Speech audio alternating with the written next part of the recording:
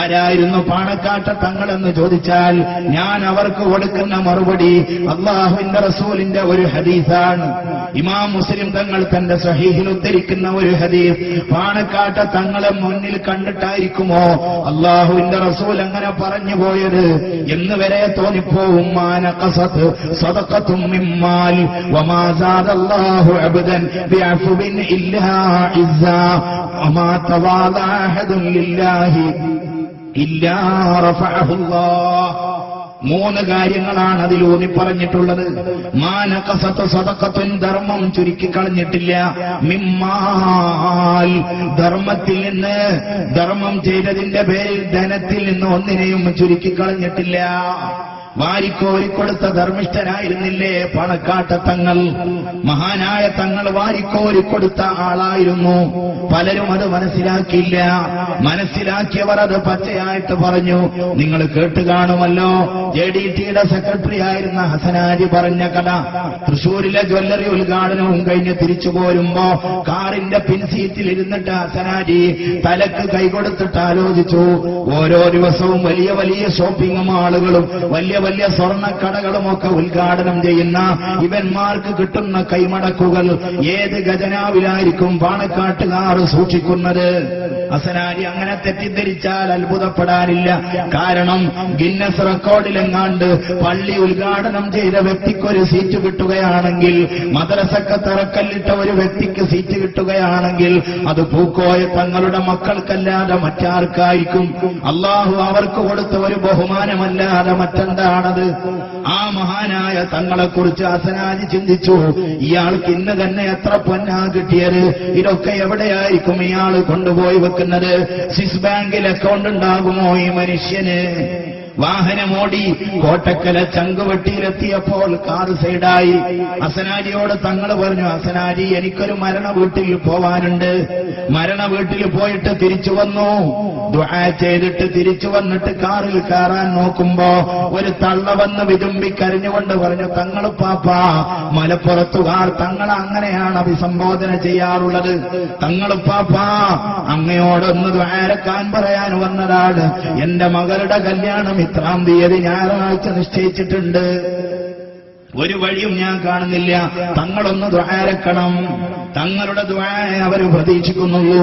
മഹാനായ തങ്ങൾ റോഡ് സൈഡിൽ നിന്ന് തന്റെ തലപ്പാവ് നേരെയാക്കി ഫാത്തിഹ വിളിച്ചിട്ട് ദീർഘനേരം ആ പെണ്ണിന് ദുആ ചെയ്തു കൊടുത്തു. മഴ പെയ്ത് ചോർന്നതുപോലെ ആ സഹോദരി സന്തോഷത്തോടുകൂടെ തന്റെ തട്ടത്തിന്റെ തല കൊണ്ട് കണ്ണിലെ വെള്ളം തുടച്ചിട്ട് എന്നാ ഞാൻ പോയിക്കോട്ടെ എന്ന് പറഞ്ഞ് തിരിഞ്ഞു നടക്കുമ്പോ ആ വലിയ മനുഷ്യൻ പുഞ്ചിരി തൂവിക്കൊണ്ട് പറഞ്ഞു, പോവല്ല. ഡ്രൈവറോട് പറഞ്ഞു പറകിലുള്ള പെട്ടിയെടുക്കാൻ. ഹസനാജിയുടെ സംശയം അല്ലാഹു തീർത്തു കൊടുത്തത് അങ്ങനെയാണ്. ആ പെട്ടി കയ്യിൽ വാങ്ങിയിട്ട് തങ്ങൾ പറഞ്ഞു, അത്രേ പെങ്ങളെ, ഇത് പൊന്നാണ്, എത്രയുണ്ടെന്ന് ഞാൻ തുറന്നു നോക്കിയിട്ടില്ല, നീ കൊണ്ടുപോയിക്കോ. വല്ല പോരായ്മയും വന്നാൽ ചൊവ്വാഴ്ച പാണക്കാട്ടേക്ക് വാ, നമുക്ക് വല്ല പരിഹാരവും കാണാം. ഹസനാജി പറയുന്നു, 20 പവനുണ്ടായിരുന്നു അതിൽ, ഞാനാണ് അതെടുത്തു വെച്ചത്. 20 പവനുണ്ടായിരുന്നു, എത്രയുണ്ടെന്ന് പോലും നോക്കാതെ വാരിക്കൊടുത്ത ധർമ്മിഷ്ഠൻ അതാണ് പാണക്കാട്ടെ തങ്ങൾ. അല്ലാഹുവിന്റെ റസൂല് രണ്ടാമത് പറയുന്നു, വമാ സാദല്ലാഹു അബ്ദൻ, ഒരടിമക്കും അല്ലാഹു വർദ്ധിപ്പിച്ചിട്ടില്ല, ബിഅഫ്വിൻ, സമാധാനത്തിന്റെ സംയമനത്തിന്റെ വഴി തെരഞ്ഞെടുത്തതിന്റെ പേരിൽ, ഇല്ലാ ഇസ്സാ, അന്തസ്സല്ലാതെ അല്ലാഹു വർദ്ധിപ്പിച്ചിട്ടില്ല. പലരും പറഞ്ഞു പാണക്കാട്ടുകാർ ഈ സമുദായത്തെ കൊണ്ടുപോയി വെച്ചിട്ടേ അടങ്ങുവെന്ന്. ബദർ കണ്ടില്ല മക്കളെ, ഉഹദ് കണ്ടില്ല മക്കളെ എന്നൊക്കെ പറഞ്ഞിട്ട് ഈ പാവപ്പെട്ട സമുദായത്തിന്റെ ചെറുപ്പക്കാർക്ക് ഭീകരതയുടെ തീവ്രതയുടെ ഇഞ്ചക്ഷൻ അടിച്ചു കൊടുത്ത പലരും ഇന്നും പല ജയിലുകളിലും മുസ്ലിം ചെറുപ്പക്കാർ അടികളെണ്ണുമ്പോ അതിന്റെ പിറകിൽ ചുക്കാൻ പിടിച്ച ചില കക്ഷികളുണ്ടല്ലോ, അവര് റബ്ബിന്റെ മുന്നിൽ കൈകെട്ടി മറുപടി പറയേണ്ടി വരുമല്ലോ. ബദറിന്റെയും ഉഹദിന്റെയും കഥ അനാവശ്യമായിട്ട് ആവശ്യമില്ലാത്ത സന്ദർഭങ്ങളിൽ എടുത്തു പറഞ്ഞിട്ട് തീവ്രത കുത്തിവെച്ചു കൊടുത്ത ആളുകൾ, പാണക്കാട്ടുകാർക്ക് ശൂരിതം പോരെന്ന് പറഞ്ഞവർ, ജയിലുകളിൽ ജയിലുകളിൽ നിന്ന് ജയിലുകളിലേക്ക് മാറിപ്പാർക്കുമ്പോ പാണക്കാട്ട തങ്ങളോ രാഷ്ട്രീയ മതചിന്തകൾക്കപ്പുറം സർവ്വ മനുഷ്യന്മാരുടെയും മനസ്സ് കൈയടക്കിയത് ആ ഒരൊറ്റ എളിമയുടെ ആ ഒരു സംയമനത്തിന്റെ വാക്കുകൊണ്ടാകുന്നു. അള്ളാന്റെ ഹബീബ് പറയുന്ന ആരും വിനയത്തിന്റെ സമാധാനത്തിന്റെ വഴി പറഞ്ഞിട്ടില്ല. ഇല്ലാ അള്ളാഹ് അവരെ ഉയർത്തിയിട്ടല്ലാതെ. നിസ്കാര പള്ളിയുടെ തൊട്ടടുത്ത് ഒരു ഹൈന്ദവ സഹോദരന്റെ വീട്. അവന്റെ പറമ്പിൽ നിന്ന് ചാഞ്ഞ തെങ്ങിൽ നിന്ന് നിരന്തരം തേങ്ങ വീണിട്ട് പള്ളിയുടെ ഓട് പൊട്ടിപ്പോവുക. കമ്മിറ്റി യോഗം ചേർന്നിട്ട് തെങ്ങ് മുറിക്കാൻ തീരുമാനിച്ചു. അയാൾ പറഞ്ഞു, എന്റെ തെങ്ങ് മുറിക്കാൻ എനിക്ക് വിഷമമുണ്ട്, എന്റെ അത് മുറിച്ചാലെന്ന് ചോദിച്ചിട്ടൊരു വിഭാഗം, അത് മുറിക്കാൻ പറയാൻ നിങ്ങൾ ആരെന്ന് ചോദിച്ചിട്ട് വേറൊരു വിഭാഗം. കമ്മ്യൂണലായ വിഷയമായിട്ട് മാറുമോ, വർഗീയ ലഹളയാകുമോ എന്ന ഭയം വന്നപ്പോ ഏതൊക്കെയോ ചില സുമനസ്സുകൾ പറഞ്ഞു, നമുക്കൊരു മധ്യസ്ഥനെ കാണാം.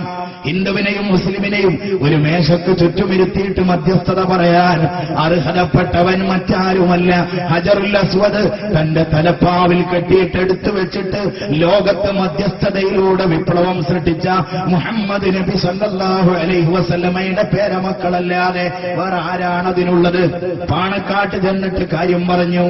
മഹാനായ തങ്ങൾ ദീർഘനേരം അത് കേട്ടു.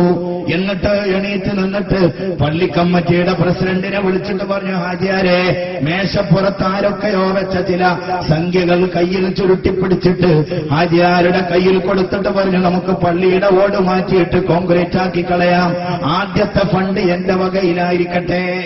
ഹിന്ദു സഹോദരനെ അരികിൽ വിളിച്ചിട്ട് അവന്റെ തോളത്ത് സ്നേഹത്തോടെ തട്ടിയിട്ട് പാണക്കാട്ട തങ്ങൾ പറഞ്ഞു, മോനെ, നീ നിന്റെ തെങ്ങ് മുറിക്കൊന്നും വേണ്ട, അതവിടെ നിന്നോട്ടെ. അവന്റെ പോക്കറ്റിലും ഒരു കൈമടക്ക് കൊടുത്തു. അൽവിയാക്കയുടെ കട്ടൻ കാപ്പിയും കുടിച്ചിട്ട് വൈരാഗ്യത്തോടെ വന്നവർ രണ്ട് കൈയും ചേർത്ത് പിടിച്ച് സന്തോഷത്തോടെ തിരിച്ചുപോയി. ഹിന്ദു സഹോദരന്റെ വീട്ടിൽ ആളുകൾ കാത്തു നിൽക്കുന്നു. എന്താടാ പാണക്കാട്ട തങ്ങൾ പറഞ്ഞത്? അവന്റെ അമ്മ ഇറങ്ങി വന്നിട്ട് ചോദിച്ചു, എന്താടാ തങ്ങൾ പറഞ്ഞത്? പോക്കറ്റിൽ ചുരുക്കി വെച്ച കാശെടുത്തിട്ട് അമ്മയുടെ കയ്യിൽ കൊടുത്തിട്ട് പറഞ്ഞത്, എനിക്ക് പാണക്കാട്ട തങ്ങൾ തന്നതാണ് അമ്മേ. അമ്മേ, തങ്ങൾ പറഞ്ഞത് തെങ്ങ് മുറിക്കണ്ടെന്നാണ്. നെഞ്ചത്ത് കൈയടിച്ചിട്ട് ആ അമ്മ പറയുന്നു, എനിക്കിപ്പൊ കാണണം പാണക്കാട്ട തങ്ങളെ, എനിക്കിപ്പൊ കാണണം പാണക്കാട്ട തങ്ങളെ.